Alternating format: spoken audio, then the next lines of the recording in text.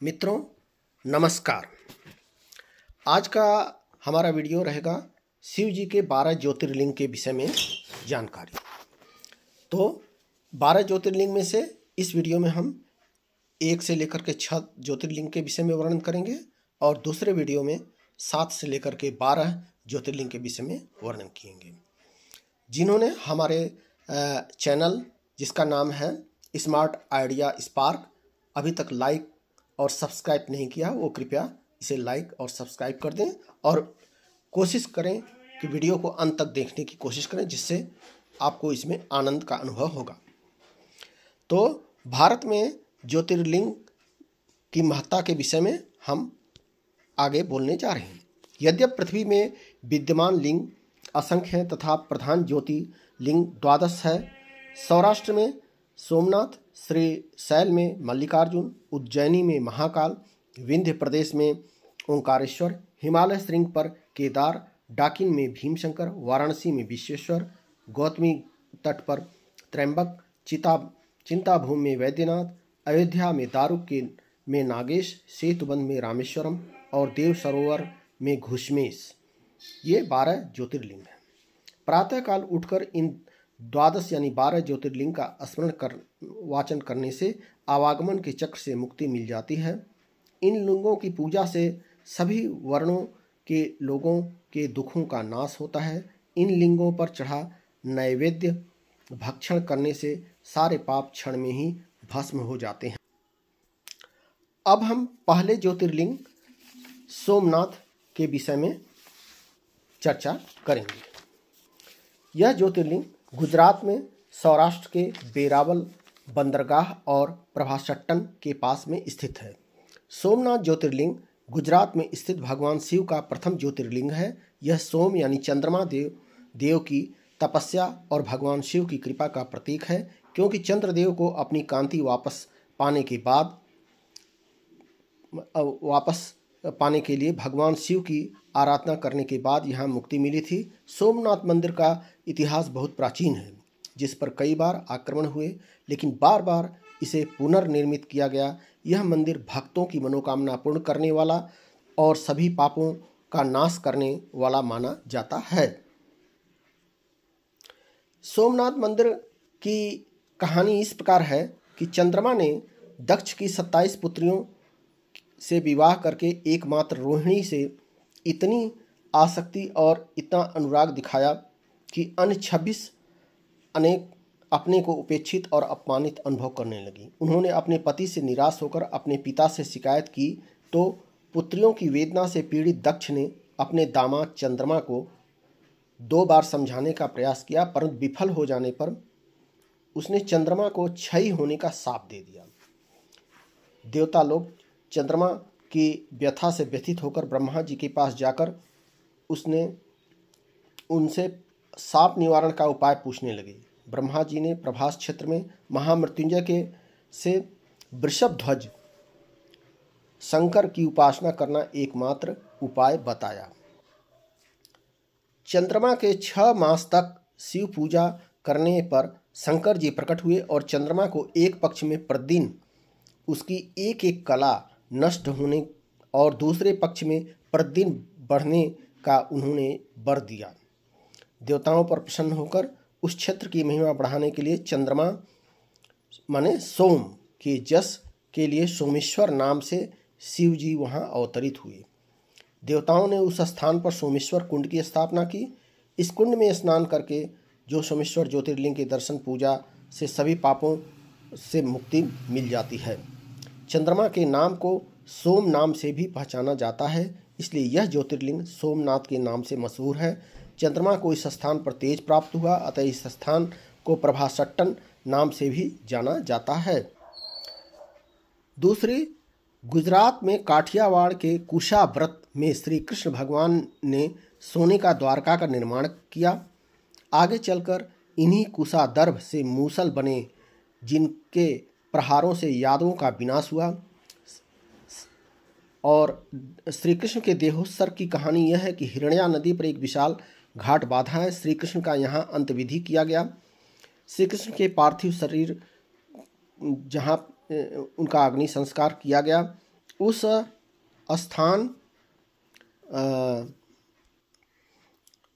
स्थान पर श्री कृष्ण भगवान की मूर्ति का दर्शन लेते हैं, तब श्री कृष्ण भगवान का पूरा जीवन वृत्तांत हमारे सामने खड़ा हो जाता है कि मथुरा के बंदी गृह में भगवान का जन्म हुआ, गोकुल में नंद के घर में बचपन बीता और उन्होंने कंस के दरबार में जाकर कंस का वध किया। वृंदावन में उन्होंने गोपियों के साथ रास रचाया, संदीपनी के आश्रम में रहकर विद्या प्राप्त की, नए नगर का निर्माण करके द्वारकाधीश बने। कुरुक्षेत्र में हुए महाभारत के युद्ध में अर्जुन के रथ का सारथ किया और पांडवों को विजयी किया। गीता के रूप में अमर गीता सार का संदेश दिया। तो इस प्रकार से ये सोमनाथ मंदिर की कहानी है। प्रभासट्टन के परिसर में ही प्राचीन काल में अगस्त्य मुनि ने समुद्र प्राशन किया था। यहाँ पर पांडव, जन्मेजय, रावण आदि अनेक पुराण प्रसिद्ध व्यक्तियों ने इस भास्कर प्रभासट्टन तीर्थ का दर्शन किया। धन्यवाद। जय जय जय हर हर महादेव। और अभी हम दूसरे ओम नमः शिवाय, हर हर महादेव। अभी दूसरा ज्योतिर्लिंग श्री मल्लिकार्जुन ज्योतिर्लिंग, इसके विषय में हम आगे बताएंगे आपको। यह ज्योतिर्लिंग आंध्र प्रदेश के कुर्नूल जिले में श्रीशैल पर्वत पर स्थित है। मल्लिकार्जुन ज्योतिर्लिंग भारत के 12 ज्योतिर्लिंगों में से एक है जो आंध्र प्रदेश के श्रीशैल पर्वत पर स्थित है। यह मंदिर भगवान शिव और पार्वती देवी दोनों को समर्पित है और दक्षिण का कैलाश कहलाता है। शिव पुराण और स्कंद पुराण के अनुसार यह भगवान शिव और देवी पार्वती का अस्थायी निवास स्थान है। मल्लिकार्जुन शिवलिंग की कथा इस प्रकार है कि जब कुमार कार्तिकेय पृथ्वी की परिक्रमा करके कैलाश पर लौटे तो नारद जी से गणेश के विवाह का वृत्तांत सुनकर रुष्ट हो गए और माता पिता के मना करने पर भी उन्हें प्रणाम कर क्रोच पर्वत पर चले गए। पार्वती के दुखित होने पर तथा समझाने पर भी धैर्य न धारण करने पर शंकर जी ने देवर्षियों को कुमार को समझाने के लिए भेजा, परंतु वे निराश लौट गए। इस पर पुत्र वियोग से व्याकुल पार्वती के अनुरोध करने पर पार्वती के साथ शिव जी स्वयं वहां आए, परंतु वह अपने माता पिता का आगमन सुनकर क्रोध से पर्वत छोड़कर कार्तिकेय जी 3 योजन दूर चले गए। जब वहां अपने पुत्र के न मिलने पर वात्सल से व्याकुल होकर शिव पार्वती ने उनकी खोज में अन्य पर्वतों पर जाने से पहले उन्होंने वहां अपने ज्योति की स्थापना कर दी और उसी दिन से मल्लिकार्जुन क्षेत्र के नाम से यह ज्योतिर्लिंग मल्लिकार्जुन कहलाया। और इस ज्योतिर्लिंग के दर्शन से धन धान्य की वृद्धि के साथ प्रतिष्ठा, आरोग्य और अन्य मनोरथों की भी प्राप्ति होती है। दूसरी कहानी यह है कि प्राचीन काल में एक बार अर्जुन तीर्थ यात्रा करते करते इस कदली वन में आए और उनकी धनुर्विद्या की परीक्षा लेने के लिए भगवान शंकर ने भील का रूप धारण किया था और जंगली सुअर का शिकार करने के लिए पीछे दौड़े। उसी वक्त अर्जुन भी पीछा कर रहे थे। दोनों के बाण सुअर को लगे। सुअर का दोनों अपना अधिकार जमाने लगे। इस युद्ध में अर्जुन विजयी हुए। शंकर प्रकट हुए। वह प्रसन्न होकर गीतार्जुन युद्ध से प्रसिद्ध है। हर हर महादेव। ओम नमः शिवाय। अब हम तीसरे ज्योतिर्लिंग श्री महाकालेश्वर के विषय में आपको बताएंगे। यह महाकालेश्वर ज्योतिर्लिंग मध्य प्रदेश के क्षिप्रा नदी में के किनारे उज्जैन नगर पर बसा हुआ है। महाकालेश्वर ज्योतिर्लिंग भारत के मध्य प्रदेश राज्य के उज्जैन शहर में स्थित है, जो भगवान शिव के 12 ज्योतिर्लिंगों में से एक है और एकमात्र ऐसा ज्योतिर्लिंग है जो दक्षिणमुखी है। यह स्वयंभू शिवलिंग है और इसकी एक पौराणिक कथा के अनुसार भगवान शिव ने दूषण नामक राक्षस के आतंक को समाप्त करने के लिए स्वयं पृथ्वी को चीरकर महाकाल रूप में प्रकट हुए थे। महाकालेश्वर मंदिर में अद्वितीय भस्मारती की जाती है और देखने के लिए दूर दूर से श्रद्धालु आते हैं। महाकालेश्वर ज्योतिर्लिंग की कथा इस प्रकार है। महाकालेश्वर की महिमा अवर्णनीय है। उज्जैनी नरेश चंद्रसेन शास्त्रज्ञ होने के साथ साथ पक्का शिवभक्त भी थे। उसके मित्र महेश्वर जी के गण मणिभद्र ने उसे एक सुंदर चिंतामणि प्रदान की। चंद्रसेन कंठ में धारण करता तो इतना अधिक तेजस्वी दिखता कि वह देवताओं से भी ईर्ष्या होती। कुछ राजाओं के मांगने पर मणि देने से इनकार करने पर उन्होंने चंद्रसेन पर चढ़ाई कर दी। अपने को घिरा देख चंद्रसेन महाकाल की शरण में आ गए। भगवान शिव ने प्रसन्न होकर उनकी रक्षा का उपाय किया। संयोगवश अपने बालक को गोद में लिए हुए एक ब्राह्मणी भ्रमण करती हुई महाकाल के समीप पहुंची तो वह विधवा हो गई। अबोध बालक ने महाकालेश्वर मंदिर में राजा को शिव पूजन करते देखा तो उसके मन में भी भक्ति भाव उत्पन्न हुआ। उसने एक रमणीय पत्थर को लाकर अपने सोने घर में स्थापित किया और उसे शिव रूप मान उसकी पूजा करने लगे। भजन में लीन बालक को भोजन की सुध भी नहीं रही, अतः उसकी माता उसे बुलाने गई, परंतु माता के बार बार बुलाने पर भी बालक ध्यान मगन मौन बैठा रहा। इस पर उसकी माया विमोहित माता ने शिवलिंग को दूर फेंककर उसकी पूजा नष्ट कर दी। माता के इस कृत्य पर दुखी होकर वह शिव जी का स्मरण करने लगा। शिव जी की कृपा होते देर न लगी।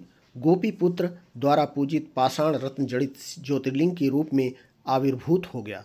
शिव जी की स्तुति वंदना के उपरांत जब बालक घर को गया तो उसने देखा कि उसकी कुटिया का स्थान सुविशाल भवन ने ले लिया है। इस प्रकार शिव जी की कृपा से वह बालक विपुल धन और धान्य से समृद्ध होकर सुखी जीवन बिताने लगा।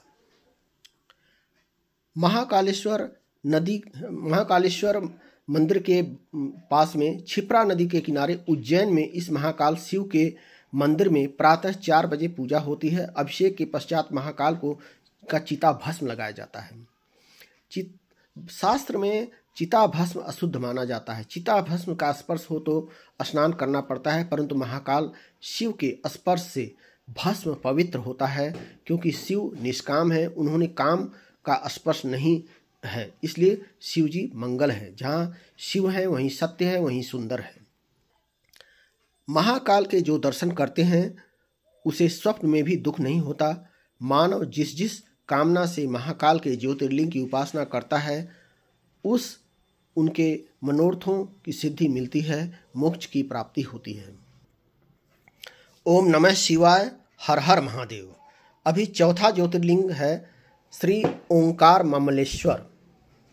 अब हम इसके विषय में आपको बताएंगे। ओंकार ममलेश्वर ज्योतिर्लिंग यह मध्य प्रदेश के खंडवा जिले में नर्मदा नदी के बीच ओंकार के मंधाता द्वीप पर स्थित है और यह नर्मदा नदी के तट पर ममलेश्वर ज्योतिर्लिंग के साथ एक ही स्थान का हिस्सा है। ऐसे स्थान पर भगवान शंकर ओंकारेश्वर और अमरेश्वर के नाम से ज्योतिर्लिंग के रूप में प्रकट हुए। ओंकारेश्वर ममलेश्वर मध्य प्रदेश के खंडवा जिले में नर्मदा नदी पर स्थित 2 ज्योतिर्लिंग हैं जो भगवान शिव के 12 ज्योतिर्लिंगों में शामिल हैं। ओंकारेश्वर ज्योतिर्लिंग नर्मदा नदी के बीच ओंकार अक्षर के आकार के एक द्वीप पर स्थित है। ममलेश्वर ज्योतिर्लिंग, जिसे अमरेश्वर भी कहा जाता है, ओंकारेश्वर के ठीक सामने नदी के दक्षिणी तट पर स्थित है और ओंकारेश्वर की यात्रा को इसके बिना अधूरा माना जाता है। श्री ओंकार ममलेश्वर ज्योतिर्लिंग की कथा इस प्रकार है। प्राचीन काल में दानवों ने देवों को पराजित किया था। इंद्रादि देव चिंतित हुए।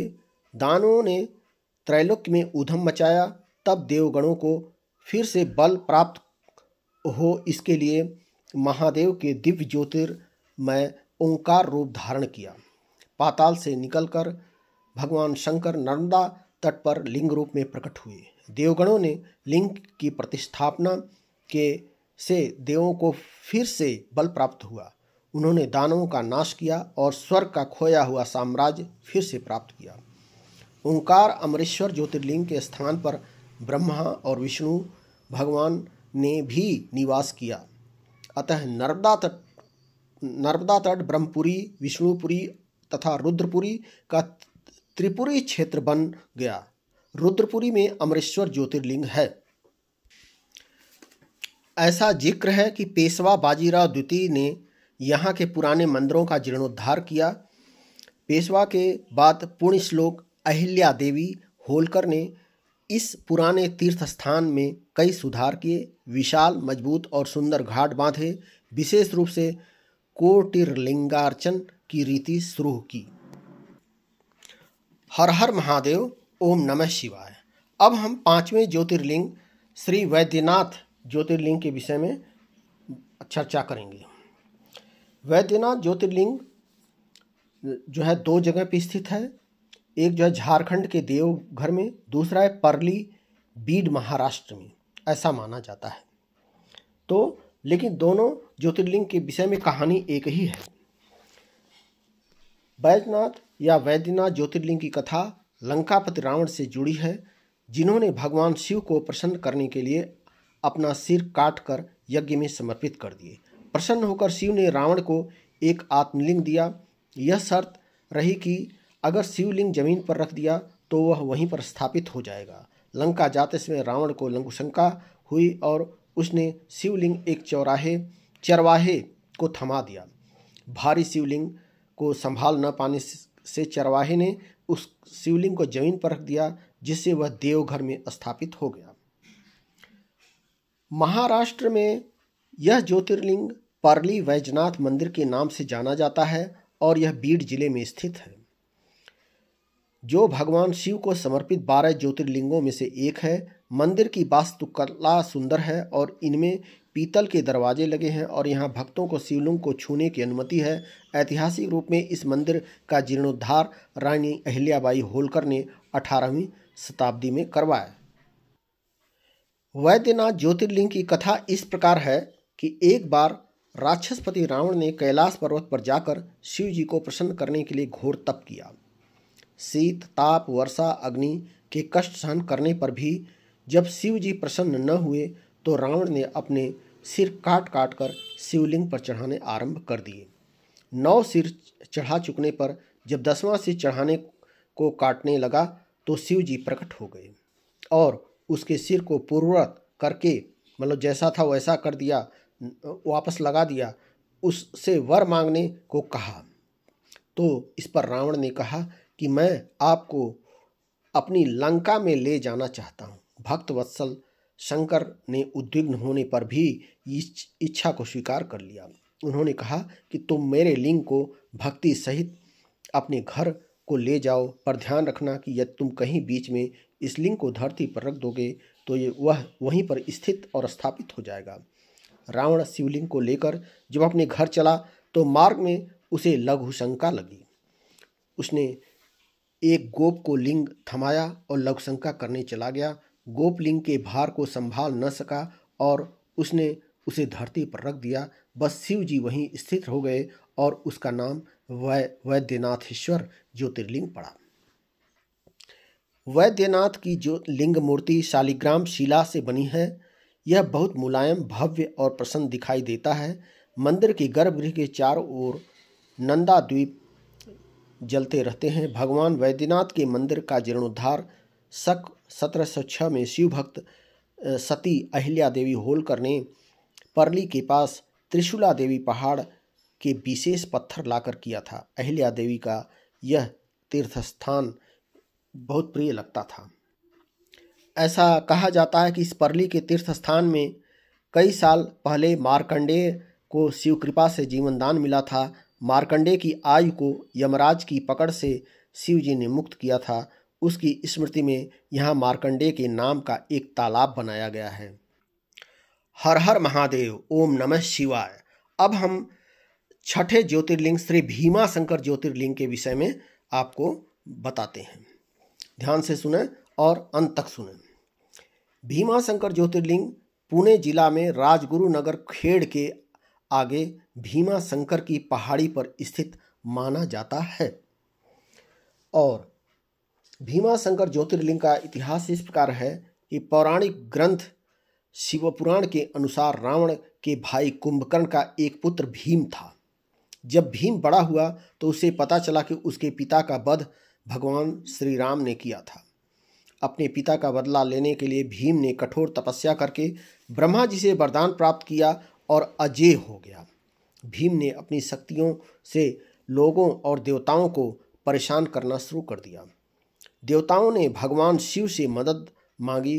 भगवान शिव ने स्वयं प्रकट होकर भीम नामक राक्षस का वध किया। देवताओं के अनुरोध पर भगवान शिव ने स्वयं उस स्थान पर ज्योतिर्लिंग के रूप में निवास किया। भीमाशंकर ज्योतिर्लिंग की कथा इस प्रकार है कि जब गंगा मैया शंकर जी की जटा के पसीने के रूप में प्रकट हुई, भीमा नदी की उत्पत्ति स्थान श्री भीम शंकर हैं, जो 12 ज्योतिर्लिंग में से हैं। पुणे जिले में राजगुरु नगर खेड़ के तहसील के घोड़े गांव के आगे सह्याद्री पर्वत की भावगिरी, रथाचल और भीमाशंकर की पहाड़ियां हैं। उनमें भीमाशंकर की पहाड़ी पर भीमाशंकर का पवित्र स्थान है। प्राचीन काल में एक त्रिपुरासुर नाम का राक्षस बड़ा उन्मत्त हो गया था। स्वर्ग, मृत्यु और पाताल में उसने उधम मचाया था।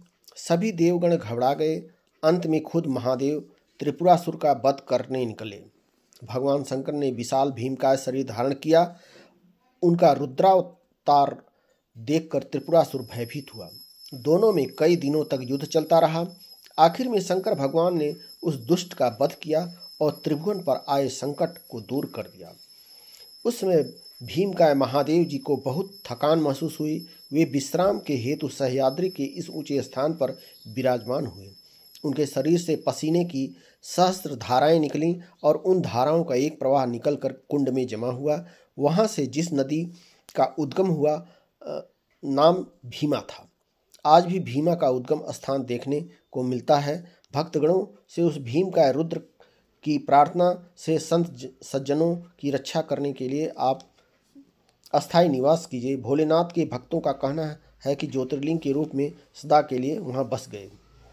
कुंभकर्ण और कर्कटी से उत्पन्न भीम नाम का एक बड़ा ही वीर राक्षस था, जो सब प्राणियों को दुख देने वाला और धर्म का नाश करने वाला था। उसने अपनी माँ से जब अपने पिता और निवास आदि के संबंध में पूछा तो उसने बताया कि तेरा पिता लंकापति रावण का भाई कुंभकर्ण था, जिसे रामचंद्र जी ने मार डाला। मैंने अभी तक लंका नहीं देखा। तेरा पिता तुझे वहीं पर्वत पर मिला था और उसके द्वारा मैं तुझे उत्पन्न करके यहीं रह गई। मेरे पति के मारे जाने पर तो मायका ही मेरा एकमात्र सहारा रह गया था। मेरे माता पिता पुष्कसी और कर्कट जब अगस्त ऋषि को खाने को गए तो उसने तप प्रभाव से उन्हें भस्म कर दिया। इस प्रकार की भीमाशंकर ज्योतिर्लिंग के विषय में प्राचीन कथाएं और बताए गए हैं। और भीमाशंकर के शिवलिंग जी के विषय में और बातें हैं। जैसे छत्रपति शिवाजी महाराज और राजा राम महाराज जी भीमाशंकर के दर्शन हेतु यहाँ आया करते थे। पेशवा बालाजी विश्वनाथ और रघुनाथ जी का यह अपना मनपसंद स्थान या रघुनाथ पेशवा ने यहाँ एक कुआं खोदा था। पेशवाओं के दीवान नाना फडणवीस ने इस मंदिर का जीर्णोद्धार किया था। पुणे के साहूकार चिंतामणि अंताजी नाइक भिड़े ने 1437 ईस्वी में इस मंदिर के लिए सभा मंडप का निर्माण किया। इस प्रकार हम 6 ज्योतिर्लिंग की कथा इस वीडियो में किए हैं। जिन्होंने हमारे चैनल को लाइक सब्सक्राइब नहीं किया है वो कर लें। अब 7 से 12 ज्योतिर्लिंग के विषय में हम दूसरे वीडियो में देखेंगे। ओम नमः शिवाय, हर हर महादेव। ओम नमः शिवाय, हर हर महादेव। नागेंद्रहाराय त्रिलोचनाय भस्मांगराय महेश्वराय नित्याय शुद्धाय दिगंबराय तस्मै नकाराय नमः शिवाय। मंदाकिनी सलिल चंदन चर्चिताय नंदीश्वर प्रथम नाथ महेश्वराय मंदार पुष्प बहुपुष्प सुपूजिताय तस्मै मकाराय नमः शिवाय। ओम नमः शिवाय, ओम नमः शिवाय, हर हर महादेव, हर हर महादेव। जय हिंद।